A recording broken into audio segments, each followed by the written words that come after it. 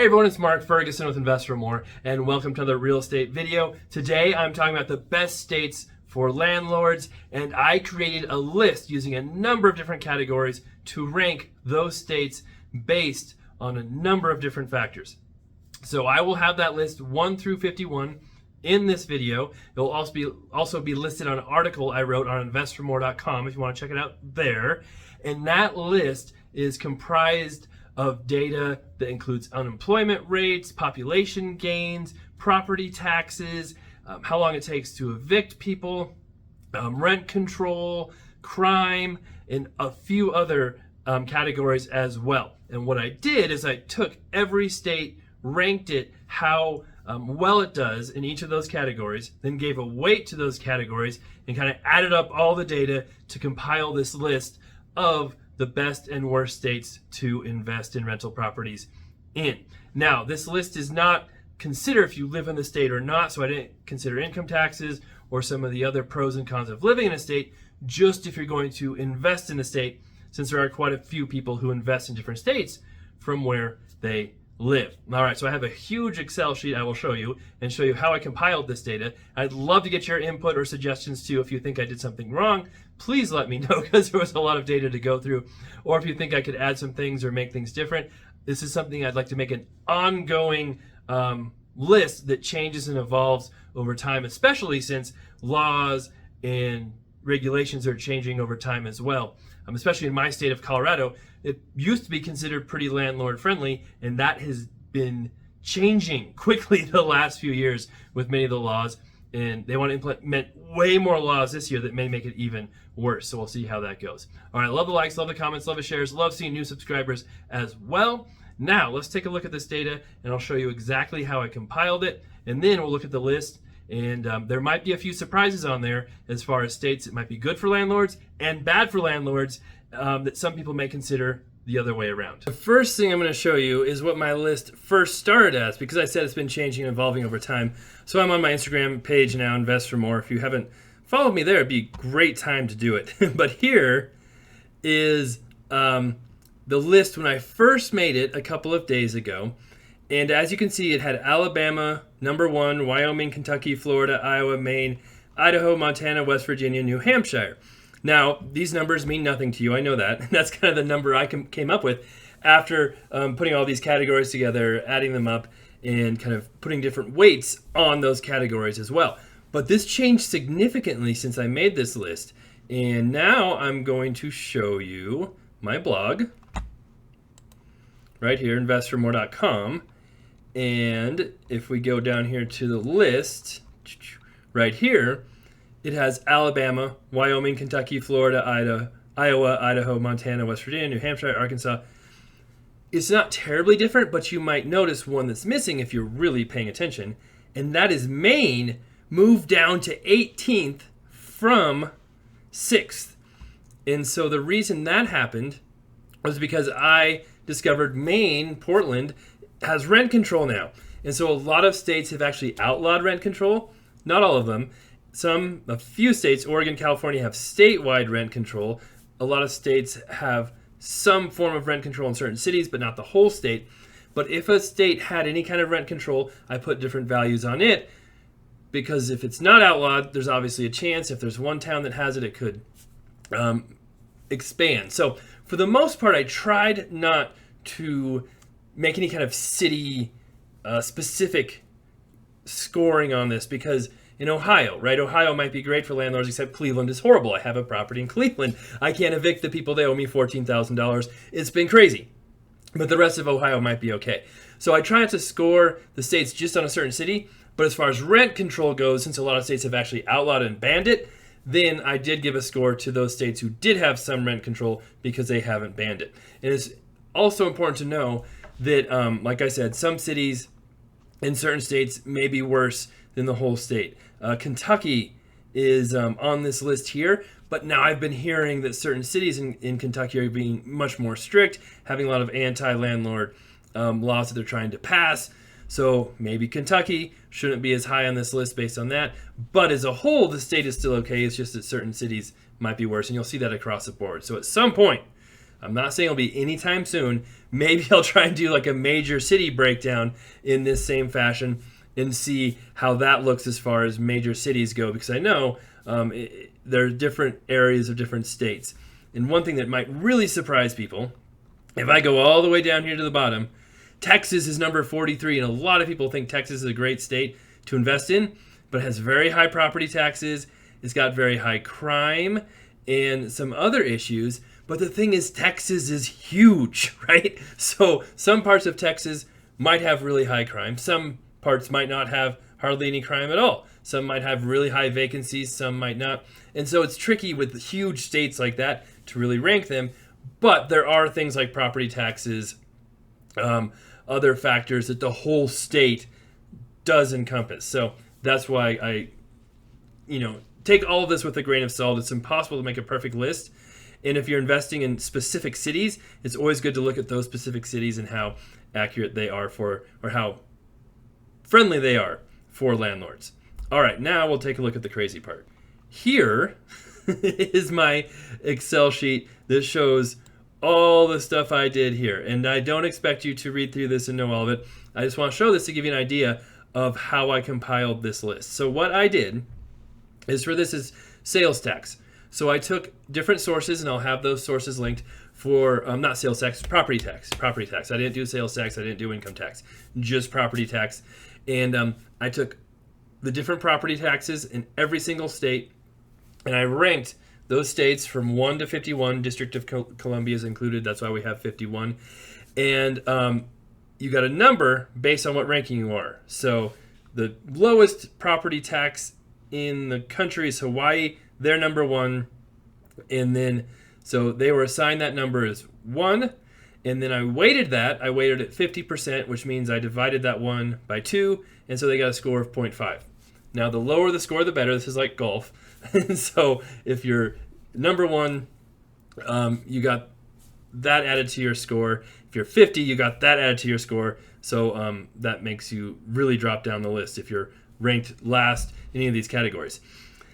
And so once I got the ranking, then I reordered these based on the state name, just so I could have them all line up on the same line, because then I wanted to add up the weighted score, and I added up just the non-weighted score too, so people could see what that would be if we didn't have any weight to them. So I did the same thing for population gain or loss. California lost population.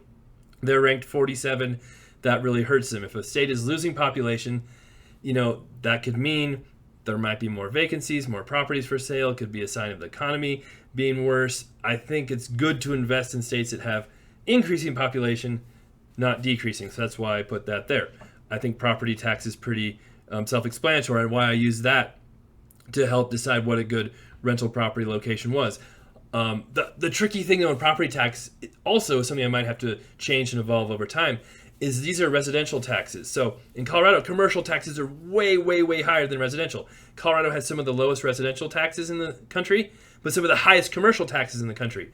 So at some point, maybe I need to revise that, but it'll be tricky revising that for each state and not leaving some out. So I just left it as residential for right now. Florida is also another tricky one, because they have a homestead tax for people who live there, but investors might not get that. So that could be different as well. Like I said, over time, maybe I can evolve this and change it based on those things. I've already made some changes, like I said, with rent control, and another one in Florida too, that almost popped it out of the top 10. All right, so population, eviction. This is how long it takes to evict in weeks. So basically, that was tough too, because some of them have a range of like 1 to 7 months. But if it has a range of 1 to 7 months, I know from experience, a lot of times that 7 months is more accurate than 1. And I know from experience talking to investors over many years in different areas about which areas are harder to evict in. So that was a category. The median price. And this one I did not weight at all. 0 weight on price, because I think that's really the most important thing when investing in other states. There's a lot of turnkey companies that will buy rentals, rent them out, and try and sell them to out-of-state investors. And they're all in very affordable states, because that is one of the most important things when trying to invest in real estate and rentals, is the price. And it's not just because the down payment's lower and you need less money and the payments are lower, but usually the rent to value ratios are better, at least on houses, the lower the price is. And like I said, lower down payments. It just makes everything so much easier. So price is a huge factor as far as investing in certain states. You can see Alabama's up there, Arkansas is up there. If we scroll down here, Mississippi is right there. What is the number one? Is West Virginia, $114,000 median price. So if you want cheap rentals, West Virginia, that's the place to go. Vacancy, this is vacancy rate, so how many vacancies that state has. Again, that can vary greatly in different areas, but I think that does give an idea of maybe how hard it might be to rent properties. And again, I weighted that at 33%, meaning it doesn't have a huge amount of weight because that can vary greatly. Insurance, right? That can impact how much your costs are, just like property taxes do. And this is one where Florida, you might have noticed Florida was pretty high on the other lists I posted. Well, my most recent updated list, Florida is much farther down because they've had a ton of problems with insurance, a ton of lawsuits and scams going around with insurance, which has pushed insurance prices up significantly. And so the first list I saw, even though it said it was 2022 or 2023, I've tried to use really recent data for all this, had Florida ranked like 17th for insurance at like $1,700 a year. I knew that was wrong. So I bumped Florida up. They aren't quite last because I saw different figures on what their insurance might be, but they're now 45th. So they're up there, and that pushed them almost out of the top 10, but not quite, because homeowners insurance has gotten so expensive there. Another factor I looked at was crime, which I think is important. I'm dealing with that in Colorado now, where I've had properties broken into, squatters, all kinds of different issues, stolen cars dropped off at my business. And so that is important to look at. In Colorado, which used to be in the top 20 most safest states with the lowest crime, is now ranked 44th for crime.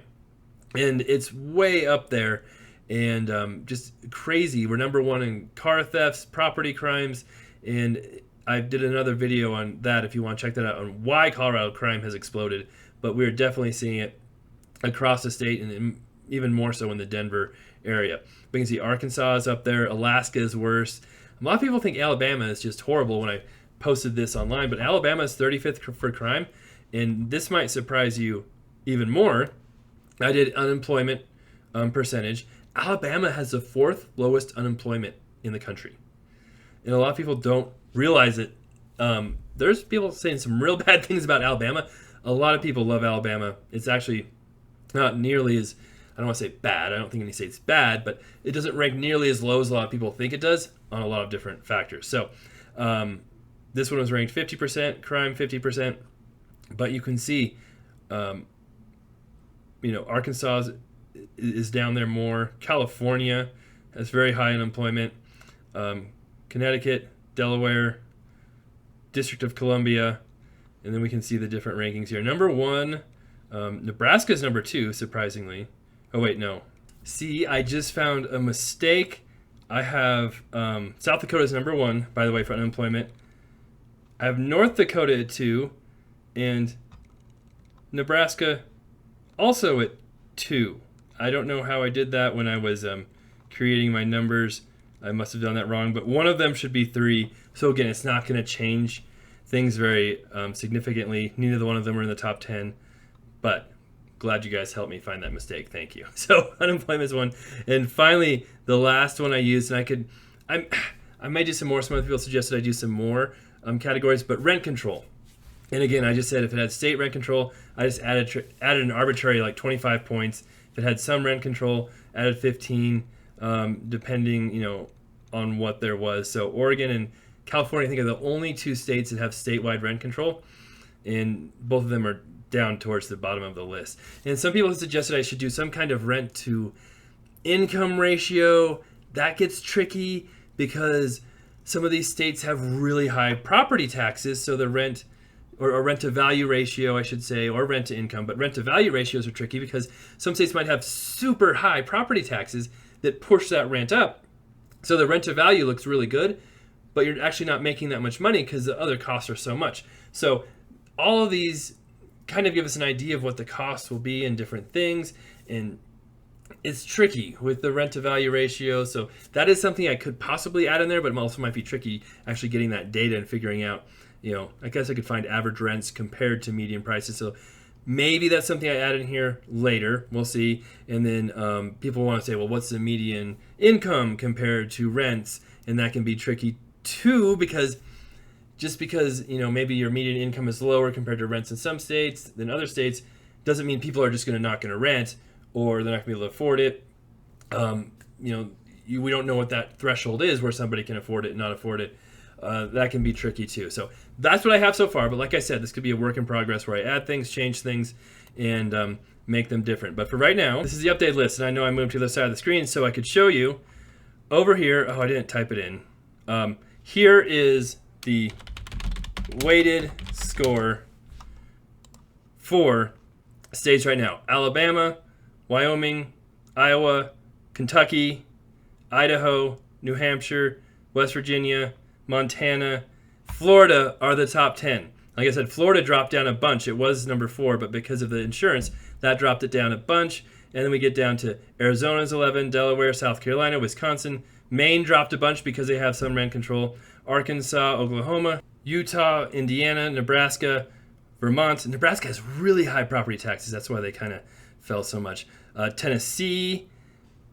A lot of people thought Tennessee would be higher. They've got pretty rough crime and some other and really high vacancies, some other issues. North Carolina, Georgia is 24th, right? Yep.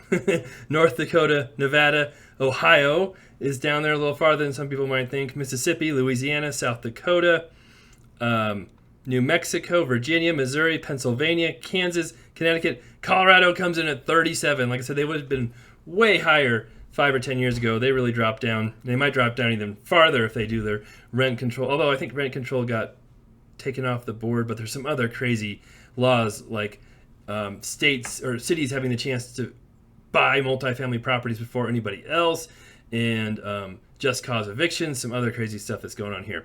Rhode Island, Michigan, Alaska, Massachusetts, Hawaii, Minnesota, Texas. Texas, like I said, has high crime, high vacancies, high property taxes, but it's a huge state, so not everywhere is like that. Washington State, that's Washington State, sorry, New Jersey, Maryland, Illinois, Oregon, New York, California, District of Columbia comes in last. So that is the list. Like I said, this will be updated on my website. I'll make it a working in progress, but there you go. That's what it looks like right now. And then over here on this other column is the raw score. If I don't have any of those weights, just everything is the same. And Wyoming comes in first if we do that.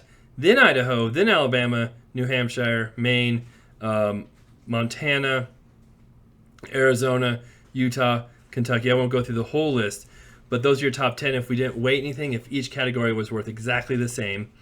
And then the worst ones are still District of Columbia, Illinois, New York. Texas dropped way down, California.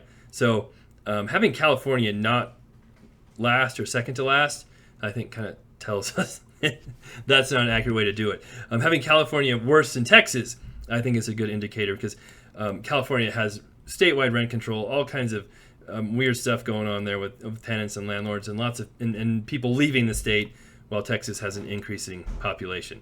So that is my list for now. It'll be easier to read on the website. I will update it, change it here soon so that it reflects these new weighted scores. I'll keep changing, tweaking this as well, so make sure you check back often. Maybe I'll do another video on this too once I get farther along and if we see more significant changes and I get suggestions and comments. So happy to keep changing and show you how things change over time as well. So like I said, it'd be a good time to subscribe if you want to. And that's all I've got for right now. So thank you so much for watching. Be back soon with many other videos, not just on different places to invest, but my own rentals, my own flips, my own businesses, things like that, and advice videos. And of course, we usually have some crazy stuff happen as well. All right, take care.